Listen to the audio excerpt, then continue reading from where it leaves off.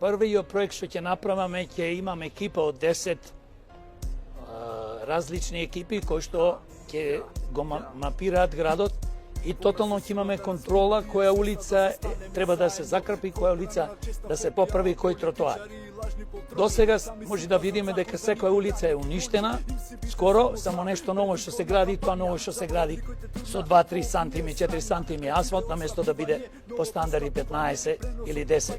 Исто така, мој проект ќе биде еден од поважните, да не се креира хаос, е горе кај музичко училиште да се направи мост. А не ние од кај судо, ако влезиме до Црн мост горе, кои идиоти одиме, буквално, граѓаните, трошиме бензин, се растураме за да направиме кружен, за да се вратиме назад.